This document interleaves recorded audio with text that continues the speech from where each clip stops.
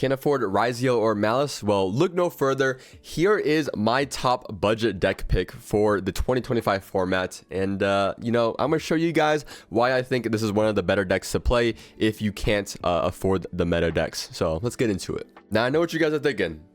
It's just Sprite. Yes, it is just Sprite. Okay, guys, Sprite is almost perfect for the format we're going into. Namely the hand trap kind of situation that we're running into. A lot of people are just trying to draw 1 or 2 hand traps, and Sprite will just easily, like very easily, play through hand traps like it's nothing. So at the moment, if you get hand trapped like once in Sprite, you could probably still end on the full board, usually with like a lot of these hand combinations. So and Sprite has been reprinted recently, so now is the time to get it. I've been seeing a lot of people buying up some Sprite blues, and yeah, the deck is just solid. It's one of the few decks that actually still has a hard negate in the form of Toad, and just like Red and Carrot, these guys just, you know, set up and also protect you from hand traps at the same time. So yeah, just a lot of good things going for this deck, and we can just abuse kind of just the way people are building their decks right now. So let's get into the deck, and I'll show you guys a little bit of some other stuff and reasoning on why I think a Sprite is a good play here. So for the Sprite cards, I mean, this is just the standard ratio. I don't think this will really ever change. I think the only thing that might be a little bit different is not having Sprite Gamma Burst. So I don't really think you quite need that card. I've been playing with this build for a little bit, not like extensively, but even if I couldn't, you know, OTK, I was still able to set up like a pretty good board after breaking a board. So I never felt the need to go for the Gamma Burst because, you know, Double Cross is also just a really good card, and Starter is typically the safer play anyways. In most cases, but yeah, it was just another card I didn't really want to draw because we want to draw some pretty good cards when we're trying to go into a board. The Nimble package, I don't think this really ever changes for right now. And then we have the Frog kind of package with the freezing chains, ice barrier stuff. This is just to make Toad, and also Soft Frog is also a decent normal summon as opposed to like any of the other sprites. Technically, like Red is like an okay normal summon, a Red or Carrot. But you typically want to see either Beaver or Swamp Frog as your normal summon. Those kind of just get you an extra body while also putting up the fear that, you know, Sprite Blue might be behind that. It's just getting you the extra body that you need just in case they somehow, you know, destroy your normal summon. And for the last kind of engine card, E-Telly, not technically engine, but it's a way to get a level 2 out on the board without using your normal summon, because we're going to need quite a bit of that. It's just a nice extender, and I think the deck kind of needs it at this moment. It's a very normal summon reliant, and this just helps alleviate some of that issue. And now for our non-engine, we have, of course, the regular lineup here. I mean, Imperm, Ash, Nib. I don't think these will be really debated. These are just really good right now against almost all matchups. And then the one talent is just to round out into 40. And then we're playing Delta and Gamma along with our, you know, Driver. We love Driver, right? So my reasoning for the Delta is there's quite a bit of spells that actually are either consistency for decks, or a lot of the times people are playing cross out right now. So like an Ash plus a Delta would also sometimes function the same as an Ash plus an Imperm, because if you're ashing like a Ryzeal duo drive and they chain cross out, well, you know, you would chain Delta and it'd be the same thing as chaining Imperm. So yeah, it's just like playing this is just gonna help because we also can play E-Telly. So I decided that this was a good trade-off. And also sometimes maybe like Delta on like a Bonfire or Pot of Desires can stop a turn, or there's just enough spell cards that I feel like are warranted to play Delta. Then theoretically Gamma would be better, I feel like, because like, you know, Gamma on like a first play of like a Ryzeal deck I think can be pretty impactful. But yeah, it's only at 1, so we're just gonna play the 3 right here.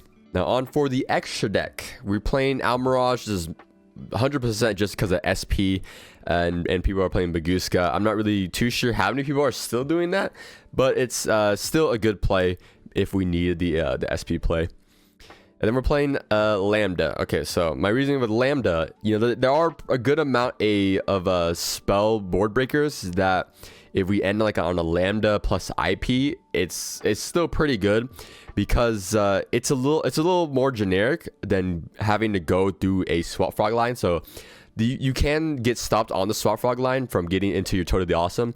So sometimes if you have like a delta, then you still have a spell negate through lambda, which can also give another body for IP to then go into SP. So I still think it's very decent. I mean, it literally just takes 2 monsters except tokens, so it's it comes up often enough that you can just go straight into like lambda if you have one of these side frames. Then Phoenix, just generic back row removal. There's quite a bit of back row nowadays, so that's pretty good. IP, you know, you guys know. Sprint still broken, and the SP. And that's it for the links. On for the XCs, we have our boy Toad. Totally awesome. This card is insane. Both a negate and just adds follow-up, because you'll typically just add Beaver, and then Beaver can next turn normal summon out Angler or Beaver, and that's, you have like full combo again. Onibimaru, a way to get some monsters off board. So we are going to have some issues dealing with towers, but there shouldn't be too many people playing towers, and we also have a searchable out for something like a Chaos Angel if that ever comes up, but shouldn't usually come up. And of course, we also have Ninja Shadow Mosquito for if they do go for a Chaos Angel, well, we can OTK them through Ninja Shadow Mosquito. So we don't really need to out the towers if we can just end the game. So yeah, that works out. Then next up we have a Downer Magician. That's just for Zeus. Double Gigantic, we had to play 2. We usually will go 2, because for sure you're going through 1 on the first turn. Then second turn you're probably going to go through another.